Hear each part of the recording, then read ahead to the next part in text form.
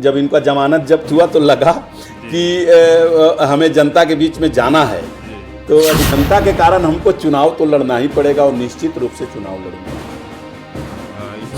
इसको लोगों ने विधायक बनाया, वर्तमान में है वो तो 5 साल तक दिखते नहीं हैं। ये जो पूर्व 10 साल रहे, इनका भी कांच नहीं खुलता था और उसी का एक है। हम लोग मैदान में डट के उतरेंगे और एनडीए की फिर से सरकार बनेगी। जैसे 2005 तक का क्यों नहीं विकास किया? उन्हीं के घर में उनके माता पिता दोनों मुख्यमंत्री थे, तो उस समय दो पक्ष जब तक नहीं है तब तक सरकार की आंख नहीं खुलती है। और वो नमस्कार, मैं पुरुषोत्तम कुमार, आप देख रहे हैं परिवर्तन तक न्यूज। करेंगे बिहार विधानसभा चुनाव पर। इस संदर्भ में हमारे संग मौजूद हैं जनशक्ति पार्टी के प्रदेश महासचिव एवं रफीगंज विधानसभा के पूर्व प्रत्याशी प्रमोद कुमार सिंह जी। तो आए हम इनसे बात करते हैं। सबसे पहले आपका स्वागत है सर। धन्यवाद। परिवर्तन न्यूज़ के आप संपादक और आपके व्यूअर्स सबको मैं हार्दिक बधाई और शुभकामना देता हूं। जी सर। अभी सर बिहार विधानसभा चुनाव का जो है स्टार्ट हो गया है, काफ़ी चहल पहल मची हुई है, तो सर इसके बारे में आप क्या कहेंगे? बिहार विधानसभा चुनाव समय पर होगा और ये तो जो चुनाव है ये हमारा प्रजातंत्र का शोभा है। जी जी। और जैसे ही समय आएगा अक्टूबर नवंबर में बिहार में भी चुनाव होना है और हम लोग एनडीए से हैं। हम लोग की हमारी पार्टी और एनडीए मजबूती से तैयार हैं। जैसे ही तारीख का घोषणा हुआ सब कंप्लीट है। हम लोग मैदान में डट के उतरेंगे और एनडीए की फिर से सरकार बनेगी। इस बार जनता की क्या राय है? जनता तो पक्ष में है। जनता का डबल इंजन का जब से सरकार है, केंद्र में मोदी जी चहुमुखी विकास, गरीबों के लिए हो, महिलाओं के लिए हो, युवाओं के लिए हो, किसानों के लिए हो, उसी तर्ज पर नीतीश जी भी 2005 से जब से गद्दी पर बैठे बिहार का सूरत और यहाँ का चेहरा बदल गया और अभी तो और मजबूत हुई है जब से एनडीए की पांचों पार्टी मजबूती के साथ हैं। तो चारों तरफ से बिहार में विकास हो रहा है। तो निश्चित रूप से आने वाला समय एनडीए का है और एनडीए की सरकार बनेगी। नीतीश जी के नेतृत्व में 2/3 बहुमत से सरकार बनने जा रही है। जैसा आपने कहा कि विकास की बात, तो विकास की बात करें तो उधर तेजस्वी यादव जी कहते हैं कि हमें 17 महीना जो हमारे साथ नीतीश चचा जी रहे, क्योंकि नीतीश कुमार जी को चचा मानते हैं, तो कि हमारे साथ जब चचा जी रहे तो हमने काफ़ी विकास किया और मतलब बिहार में नौकरी बांटा। यूपीएससी टीचर के सारे बहाल हुए, तो इसके बारे में आप क्या कहेंगे? वो तो अपना पक्ष लेते हैं। वो कहने की बातें हैं। तो 90 से 2005 तक का क्यों नहीं विकास किया? उन्हीं के घर में उनके माता पिता दोनों मुख्यमंत्री थे। अच्छा। तो उस समय 1990 से 2005 तक का दशक को याद करें, उनसे पूछें। और मैं नहीं कहना चाहता, किसी पे टिप्पणी करना नहीं चाहता। ये पूरे बिहार और देश की जनता जानती है उनके परिवार के बारे में। अच्छा। कि उन्होंने सत्ता में आने के बाद क्या किया है। अब ये 17 महीना में कैसा काम किए, वो होड़ तो सब कोई लेता है, अपना अपना श्रेय लेना चाहता है। लेकिन ये एनडीए की सरकार जब से 2014 से भारतवर्ष में मोदी जी गद्दी पर बैठे हैं और डबल इंजन का सरकार जब से हुआ है बिहार में, तब से बिहार विकसित बिहार बन रहा है और चारों तरफ चहुमुखी विकास हो रहा है बिहार का। तो सर इस बार जो है बिहार विधानसभा चुनाव में एक नई पार्टी का आगाज हुआ है, जो है प्रशांत किशोर जी लेकर आए जनसुराज। तो उनके बारे में क्या कहेंगे? जनसुराज का जो सोच है, व्यक्तिगत रूप से प्रशांत किशोर जी जो मुद्दा जो हमारे यहाँ बिहार में अभी मुद्दा खड़ा है, वो मुद्दा को लेकर के वो उनकी मांग है, अच्छा है। और लोकतंत्र में सबको अधिकार है अपना पार्टी बना करके चुनाव लड़ने का। और जिस मुद्दा के साथ वो चुनावी मैदान में आए हैं, कुछ मुद्दा उनका स्वागत योग्य है, लेकिन वो मुद्दा जो भी है, हमारी पार्टी एनडीए जो है वो सब धरातल पर उतार रही है और धीरे धीरे सब चारों तरफ से उसमें विकास का काम होगा। और ठीक है, सब कोई लड़े चुनाव, जितना पार्टी उतना ही अच्छा। और विपक्ष जब तक नहीं है तब तक सरकार की आंख नहीं खुलती है।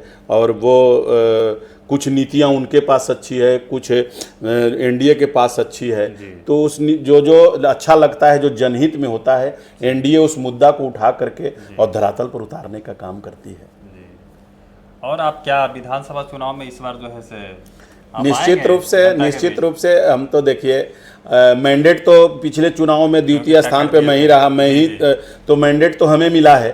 और 55,000 लोग तो हमें हर तरह से विधायक मान चुके हैं, कारण कि उनके दुख सुख में मैं हमेशा साथ रहता हूँ।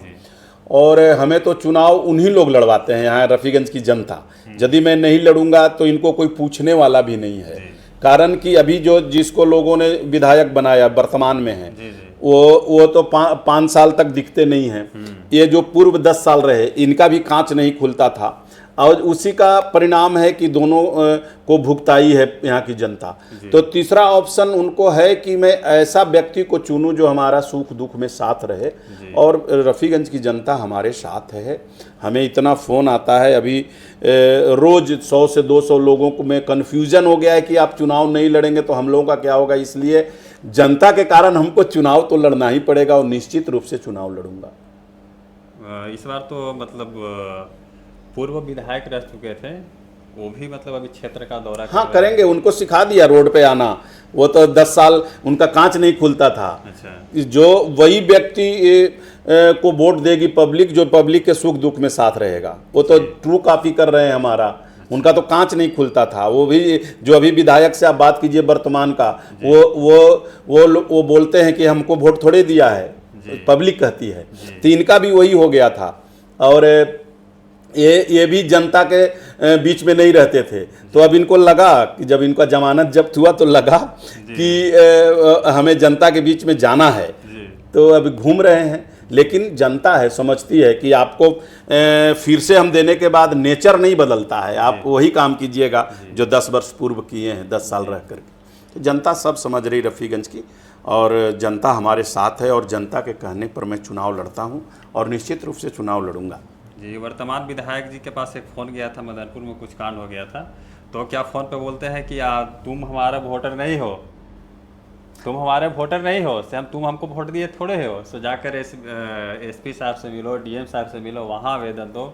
ये कॉल रिकॉर्डिंग वायरल हुआ था वर्तमान विधायक का, उसके बारे में क्या कहेंगे? वो तो उनका वही तो कहना, अभी तो मैं बता दिया ना कि दोनों का वही है, दोनों साठगांठ किए हुए हैं। अच्छा। जातीय आधार पर लोग वोट करते हैं, जिसका ये मजबूरी के दोनों विधायक हैं।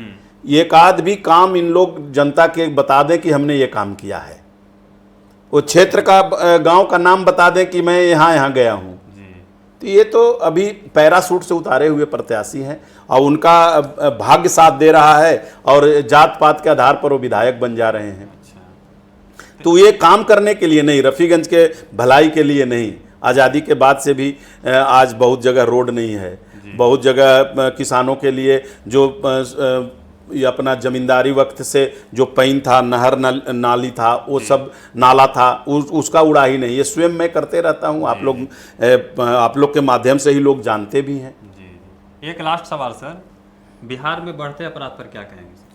अपराध तो देखिए बिहार में उतना अपराध नहीं बढ़ रहा है। ये विपक्ष जो है इसको उछालना चाहती है, अपना जो किए हुए को इन लोग उसको मिटाना चाहते हैं।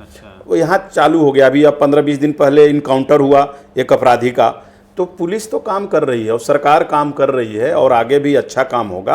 अब इनकाउंटर चालू हुआ, निश्चित रूप से 2025 में नया सरकार बनेगी, इसके बाद से सब कंट्रोल हो जाएगा। वो एनडीए की सरकार बनेगी, और सरकार अच्छा काम कर रही है। हाँ। और सर ये सब चल रहा है, कभी पुल वहाँ टूट जा रहा है, ये सब पर कब कंट्रोल होगा? कंट्रोल होगा। गुणवत्ता का जो है यहाँ के कारण है। अब वो पदाधिकारी और सरकार सख्त होगी। आने वाला जो 2025 का जो होगा ना सरकार, वो बड़ा सशक्त और मजबूत होगा, और इसमें सभी मुद्दों पर, सभी जेन्युइन जो योजना पर एकजुट होकर के एनडीए ध्यान देगी, तो ये सब ऑटोमेटिक बंद हो जाएगा। धन्यवाद सर, और बाकी मेरे साथ जुड़े रहे हैं। जय हिंद।